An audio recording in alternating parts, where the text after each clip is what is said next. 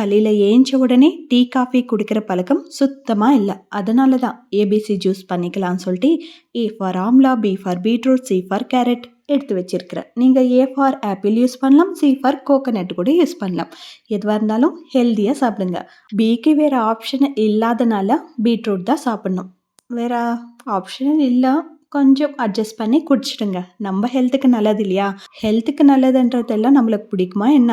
ஆனாலும் பரவாயில்ல, இது கொஞ்சம் ரொம்ப டேஸ்டியாக இருக்காது, ஆனாலும் பரவாயில்ல, சாப்பிட்லாம். டேஸ்ட்டு தான் வேணும்னு சொன்னால் ஹெல்த் போயிடும். அதனால டேஸ்ட்டு பார்க்காம கண்ணை மூடிட்டு குடிச்சிடுங்க.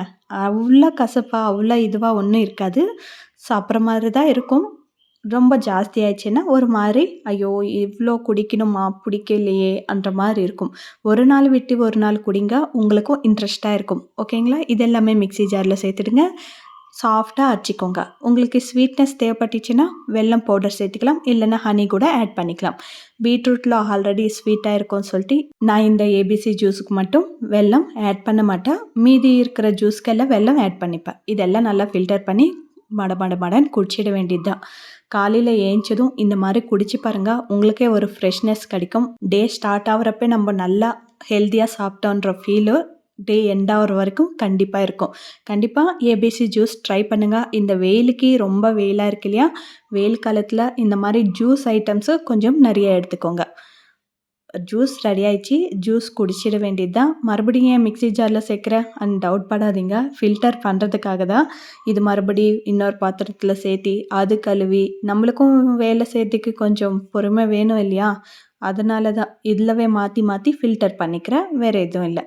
ஜூஸ் ரெடி ஆயிடுச்சு. நீங்கள் ஒரு நாள் கேரட் ஜூஸு, ஒரு நாள் தேங்காய் பால், இந்த மாதிரி ட்ரை பண்ணி பாருங்கள். வித்தியாசமாக அப்போ உங்களுக்கே இன்ட்ரெஸ்டாக இருக்கும். டீ காஃபி விட இது ரொம்பவே நல்லதுன்னு நான் நினைக்கிறேன். நீங்கள் என்ன சொல்கிறீங்க? அது குடித்து முடித்த உடனே வீடு க்ளீன் பண்ண ஸ்டார்ட் பண்ணிட்டோம். அதே வேலை எப்போவுமே இருக்கும் இல்லையா நம்மளுக்கு? வீடு க்ளீன் பண்ணுறதுக்கு ஸ்டார்ட் பண்ணிட்டேன். இந்த வேலையெல்லாம் பசங்க செஞ்சிடுவாங்க. ஆனால் பசங்க பார்க்குக்கு போயிட்டு வரேன்னு சொல்லிட்டு பார்க்குக்கு போயிட்டாங்க.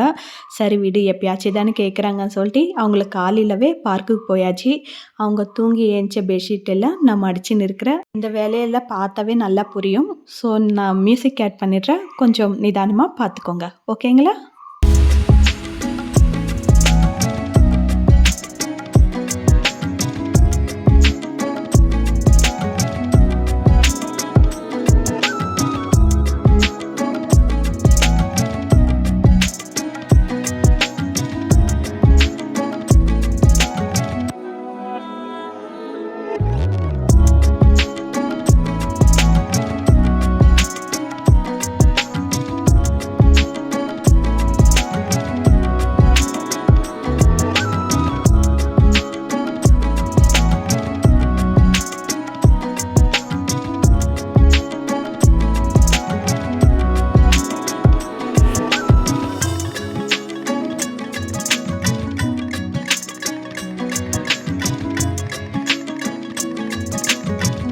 பசங்க பார்க்குக்கு போனதுனால கொஞ்சம் ஃப்ரீயாக வேலை செஞ்சுக்கிறேன். இல்லைன்னா அங்கே உட்காரு, இங்கே ஏஞ்சிக்கோ, அங்கே ஏஞ்சிக்கோ, பெருக்கணும், கொஞ்சம் நகரு, இதெல்லாம் சொல்லின்னு இருக்கணும்.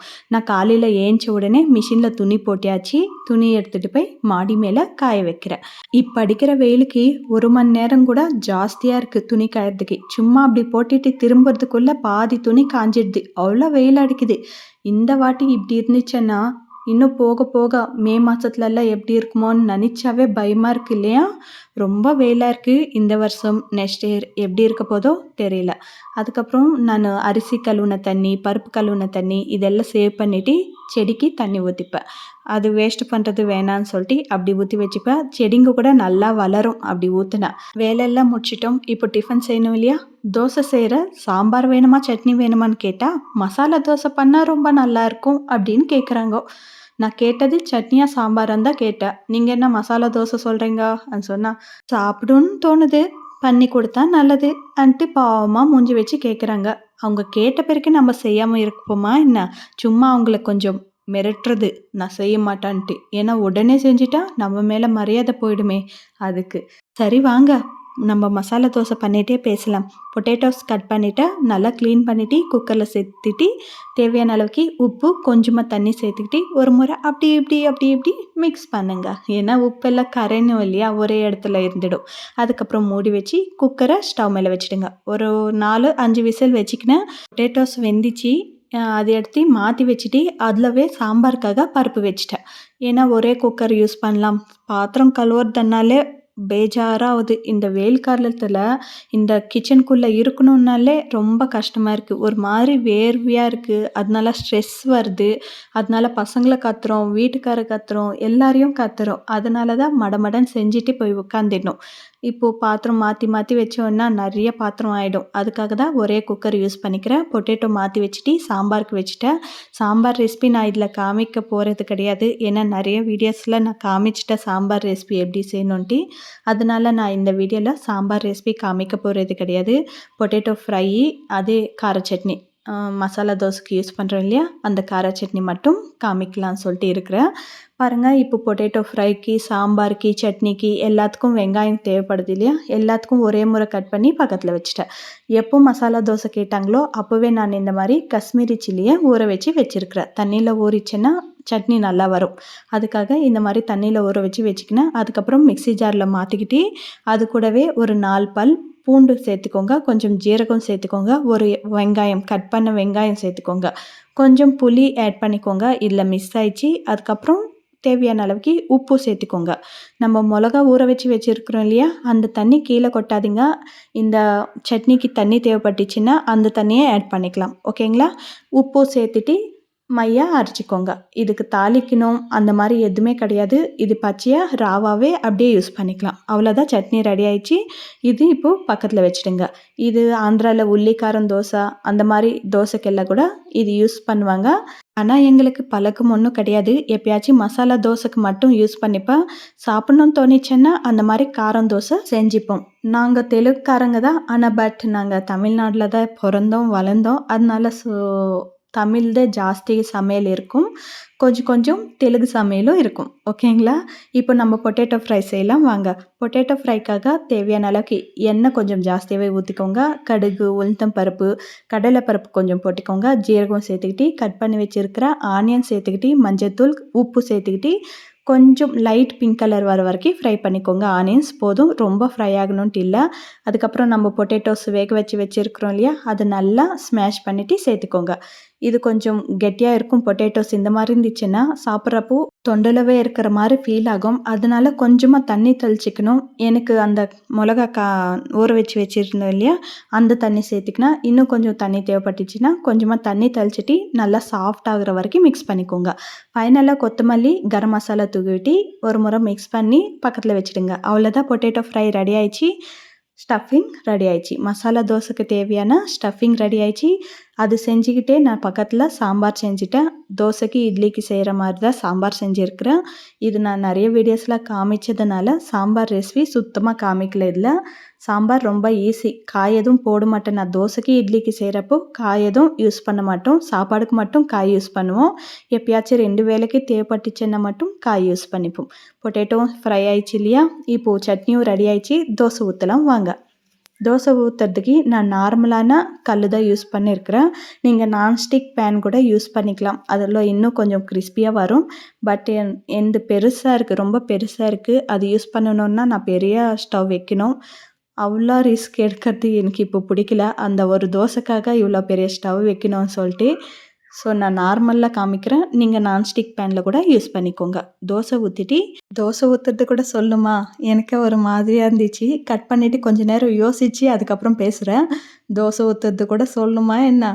எல்லாருக்குமே தோசை ஊற்றுறது தெரியும். தோசை நல்லா சுட்டின பிறகு அது மேலே ஃபஸ்ட்டு சட்னி அப்ளை பண்ணிக்கோங்க. அதுக்கப்புறம் ஸ்டஃபிங் கொஞ்சமாக வச்சுக்கோங்க. ஏன்னா ரொம்ப ஹெவியாக ஆகிடும் ஒன்று சாப்பிட்டாவே. அதே பொட்டேட்டோ ஸ்டஃபிங் கொஞ்சம் கொஞ்சமாக வச்சுக்கணுன்னா ஒரு 2 தோசை அளவுக்கு சாப்பிட்லாம். அதனால நான் கொஞ்சமாக தான் ஸ்டஃபிங் வச்சுருக்கிறேன். உங்களுக்கு ஜாஸ்தி தேவைப்பட்டுச்சுன்னா நீங்கள் வச்சுக்கலாம். அது மேலே கொஞ்சமாக நெய் ஊற்றிக்கோங்க. சூப்பராக இருக்கும் ஃப்ளேவர். மூடி வச்சு சர்வ் பண்ணிக்க வேண்டியதாக. மசாலா தோசை ரெடி ஆயிடுச்சு. எங்கள் வீட்டில் ஒன்று சாப்பிட்டாவே போதும்னு சொல்லுவாங்க. அதுக்காக நான் ஒரு தோசை ஸ்டஃபிங் வச்சு கொடுப்பேன், இன்னொரு தோசை தோசை அந்த கார சட்னி மட்டும் அப்ளை பண்ணி கொடுப்பேன். அது விரும்பி சாப்பிடுவாங்க பசங்க. அதனால அப்படியும் பண்ணுவேன். ஒரு தோசை இது, ஒரு தோசை அது. அதுக்கப்புறம் பாத்திரம் கழுவுறது இந்த வேலை முடிச்சிட்டு மதியம் சமையலுக்கு வந்துட்டோம். மதியம் சமையலுக்கு பீர்க்கங்காய் நாங்கள் பீர்க்கங்காய் தீக்கூரன்னு சொல்லுவோம் தெலுங்குல. தமிழில் என்ன சொல்லுவாங்கன்னு தான் தெரியல. பீர்க்கங்காய் குழம்புன்னு நினச்சிக்கோங்களா. ஏன்னா சிலது எனக்கு தெரியறதில்ல. தப்பாக நினச்சிக்காதீங்க. எல்லாமே இந்த பொண்ணு தெரியாதுன்னு சொல்லிட்டு இவ்வளோ பேசுதுன்ட்டு. நிஜமாவே சில குழம்பு பேர் தெரியாது, சில காய்ங்க பேர் தெரியாது. நான் கேட்டு சொல்லுவேன். இந்த வீடியோக்காகவே கேட்டுக்கின்னு சொல்லுவேன். ரொம்ப ஈஸியான மெத்தடில் எனக்கு பிடிச்ச பீர்க்கங்காய் குழம்பு. பீர்க்கங்காய் குழம்புக்கு ஒன்றுமே இல்லை. பீர்க்கங்காய் கட் பண்ணி வச்சுக்கணும் இல்லையா. அதுக்கப்புறம் எண்ணெய் சேர்த்துக்கிட்டு கடுகு உளுத்தம் பருப்பு ஜீரகம் சேர்த்துக்கிட்டு அதுக்கப்புறம் ஆனியன்ஸு மஞ்சள் உப்பு இதெல்லாம் தெரிஞ்ச விஷயம் தானே. இதெல்லாம் சேர்த்துன பிறகு நல்லா மிக்ஸ் பண்ணிக்கோங்க. அதுக்கப்புறமா ஆனியன்ஸ் ஃப்ரை ஆன பிறகு டொமேட்டோ சேர்த்துக்கோங்க. இடித்து வச்ச பூண்டு ஒரு 4 பல் சேர்த்துக்கோங்க. இது கூட நல்லாயிருக்கும். டொமேட்டோ நல்லா சாஃப்டான பிறகு அதுக்கப்புறம் கட் பண்ணி வச்சுருக்கிற பீர்க்கங்காவும் சேர்த்துக்கிட்டு பீர்க்கங்காவில் தண்ணி எல்லாம் செப்பரேட் ஆகும் இல்லையா. அது வரைக்கும் வெயிட் பண்ணிவிட்டு அதுக்கப்புறமா தண்ணி தேவைப்பட்டுச்சுன்னா தண்ணி ஆட் பண்ணிக்கலாம். மிளகாத்தூள் தனியாத்தூள் சேர்த்திக்கணும். இதில் புளி சேர்க்க போகிறது கிடையாது. புளி சேர்க்க மாட்டோம். இந்த குழம்புல டமோட்டோ கூட சேர்க்கறது கிடையாது. எனக்கு டமோட்டோ பிடிக்கிறதுனால நான் டமோட்டோ ஒன்று ஆட் பண்ணிக்கினேன். நாங்கள் ஆக்சுவலி இந்த குழம்புல டமோட்டோ சேர்க்க மாட்டோம், புளியும் சேர்க்க மாட்டோம். புளி சேர்க்காம ஃபைனலாக பருப்பு பொடி ஆட் பண்ணிப்போம். பருப்பு பொடின்னா கிரவுண்ட்நட்ஸ் என்ன சொல்லுவாங்க, இது கடலை பருப்பு, அது வேர்க்கடலை பருப்பு இல்லையா. வேர்க்கடலை பருப்பு நல்லா வறுத்துட்டு பவுடர் பண்ணி வச்சுப்போம். அந்த பவுடரை ஃபைனலில் சேர்த்துப்போம். அதுதான் குழம்பு. ரொம்ப ஈஸி. மிளகாத்தூள் தனியாத்தூள் சேர்த்துட்டு இல்லையா. பாருங்கள், எனக்கு இன்னும் பீர்க்கங்காய் கொஞ்சம் வேகணும்னு தோணுச்சு. அதனால் கொஞ்சமாக தண்ணி சேர்த்துக்கினேன். இது கொஞ்சமாக குழம்பு ஊற்றினாலும் நிறைய சாப்பாடு சாப்பிட்லாம். ஸோ கொஞ்சம் திக்காகவே இருக்கணும் இந்த குழம்பு. ரொம்ப தண்ணியாக இருந்தால் நல்லா இருக்காது. இப்போ எனக்கு பீர்க்கங்காய் வேகணும்னு சொல்லிட்டு அவ்வளோ தண்ணி ஊற்றிருக்கிறேன். அவ்வளோ தண்ணி கூட தேவைப்பட்டாது. இந்த பீர்க்கங்காயில் கொஞ்சம் தண்ணி கம்மியாக வந்துச்சு. ஸோ நான் அதனால் கொஞ்சம் தண்ணி ஆட் பண்ணிக்கினேன். பீர்க்கங்காய் இன்னும் கொஞ்சம் வேகணும்னு தோணிச்சு. இன்னும் கொஞ்சம் நேரம் வேக வச்சுக்கினேன். பாருங்கள், கொஞ்சம் பரவாயில்ல, நல்லா வெந்துச்சு. இந்த அளவுக்கு இருக்கணும் குழம்பு. ரொம்ப தண்ணியாக இருக்கக்கூடாது. இந்த அளவுக்கு இருக்கணும். அதுக்கப்புறம் பார்த்தா பருப்பு பொடி காலியாகிட்டு இருக்குது. ஃப்ரைக்கு இதுக்கெல்லாம் யூஸ் பண்ணுறோம் இல்லையா. பருப்பு பொடி காலி ஆகிட்டு இருக்குது. சரி விடு, நம்மளுக்கு என்ன, வீட்டில் பருப்பு இருக்குது, சிலிண்டரில் எவ்வளோ தேவைப்படுதோ அவ்வளோ கேஸ் இருக்குது, நம்மளை கறிக்கிறதுக்கு கரண்ட் இருக்குது. அதுக்கப்புறம் ஏன் கவலைப்படுற தீபா அப்படின்னு நினச்சிக்கிட்டு பருப்பு நல்லா ஃப்ரை பண்ணிக்கணும். வேர்க்கடலை தானா தெரியல. மறுபடியும் சாரி. வேர்க்கடலை பருப்பும் நல்லா வறுத்துட்டு கிரைண்ட் பண்ணிக்கிட்டு இந்த மாதிரி சேர்த்துக்கணும். ரொம்ப மையாக அரைக்கக்கூடாது. சும்மா லைட்டாக பல்ஸ் கொடுத்து எடுத்துக்கணும். 2 வாட்டி அந்த மாதிரி பல்ஸ் கொடுத்து எடுத்திங்கன்னா இந்த மாதிரி பருப்பு கிடைக்கும். ஃபைனலாக அது சேர்த்துக்கிட்டு கொஞ்சமாக கொத்தமல்லி தூவிக்கோங்க. காலையில் பொட்டேட்டோக்கு சேர்த்துட்டு இல்லையா. ஸோ கொத்தமல்லி காலி ஆயிடுச்சு. அவ்வளோதான், குழம்பு ரெடி ஆயிடுச்சு. இது களிக்கு ரைஸ்க்கும் சூப்பராக இருக்கும். கண்டிப்பாக நீங்கள் ட்ரை பண்ணுங்கள். எவ்வளோ சூப்பராக இருக்கும். நீங்கள் இதே மாதிரி செய்கிறதா இருந்தால் கமெண்ட்டில் சொல்லிவிடுங்க. ஓகேங்களா. ட்ரை பண்ணிவிட்டு எப்படி வந்துச்சுன்னு கூட கமெண்ட்டில் சொல்லிவிடுங்க.